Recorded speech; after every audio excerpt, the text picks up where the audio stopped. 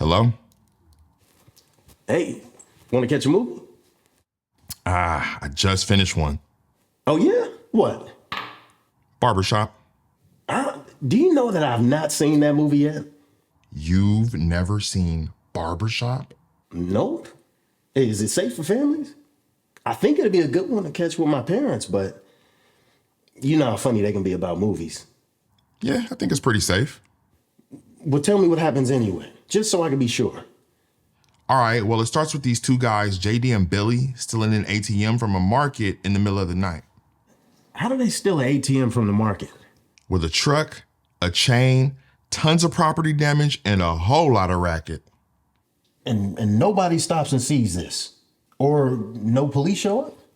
There isn't a soul in sight. Well, do they live in the middle of nowhere? They live in Chicago. Look, isn't Chicago like the third biggest city in the country? Apparently not after midnight. So next we see Ice Cube's character Calvin at home trying to convince his pregnant wife to let him start a music studio, which she is not into. Wow. Doesn't she know what this guy can do in the studio? Well, it isn't Ice Cube, it's Calvin. Well, Calvin has the face of a guy who could probably sell a few records. Anyway, from there we head to the barbershop and we meet the rest of the team. Oh yeah? Who's on the team? So first we meet Ricky, who is a skilled barber but recently released from prison. Then we have Terry, the tough, no-nonsense barber with boyfriend issues. There's Dinka, the soft-spoken barber who has a crush on Terry but can't seem to win her affection. We have Isaac, the only white barber who struggles to gain the respect of his colleagues and customers. There's also Jimmy, the educated and politically conscious barber that sometimes comes off as arrogant and condescending. And then there's Eddie, who we're introduced to by him attempting to rob everyone in the shop. Oh, so is Eddie the antagonist? Nah, he's just kidding. He's actually the elder statesman of the shop that's worked there for decades. So who is the antagonist? I mean, as a matter of fact, what is this movie even about? Well, Calvin inherited the shop from his father, but he sees it as a financial burden and decides to sell it. But then he has buyer's remorse after realizing its significance as a vital community hub and a legacy worth preserving. So the plot is basically him wanting to get his shop back. Who did he sell it to? A loan shark named Lester Wallace, who is the actual antagonist of the film. I guess JD and Billy are too. JD and Billy, the clowns who pilfered the ATM? Why does that matter? Well, the truck they used to drag the ATM out actually belonged to Ricky, who eventually gets arrested for it, even though he wasn't involved in the robbery at all. So what happened to Ricky? Calvin bails him out. They confront JD and Billy, who happen to be trying to open the ATM in Lester Wallace's chop shop, which gives Calvin the upper hand when the police show up and forces Lester to give Calvin his shop back. So there you have it. Yep, that's how it ends. I gotta tell you, I'm a little underwhelmed.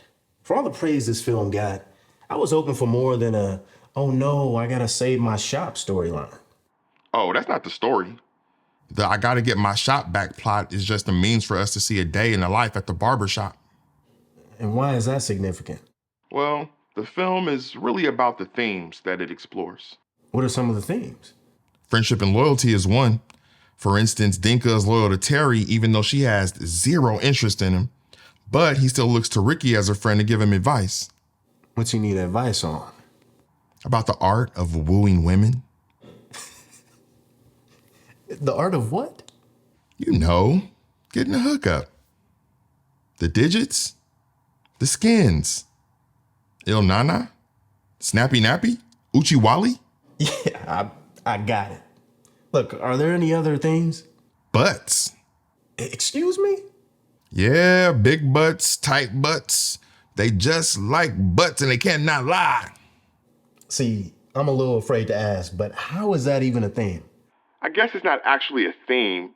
Maybe more of a motif.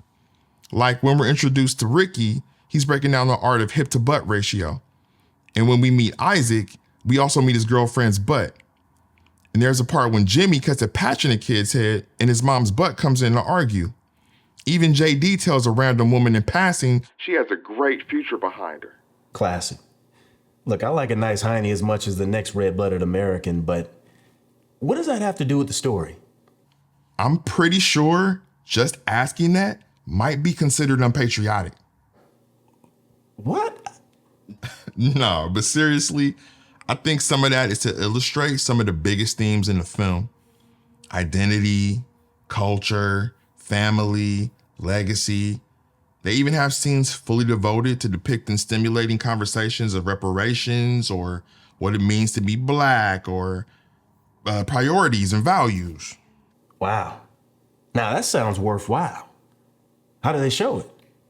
Well, there are several ways, but the biggest is Eddie, who has a really nice scene that helps the audience slow down and appreciate the cultural significance in their history and roots. So Eddie is the stalwart character in the movie. Well, kind of.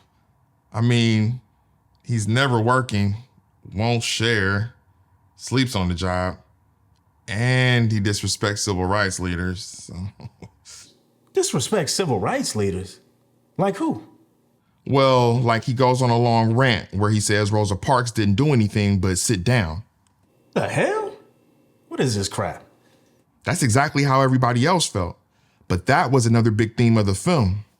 What's that? How a barbershop is one of the last institutions that safeguards freedom of speech. So the whole Rosa Parks business was just about illustrating healthy conversation.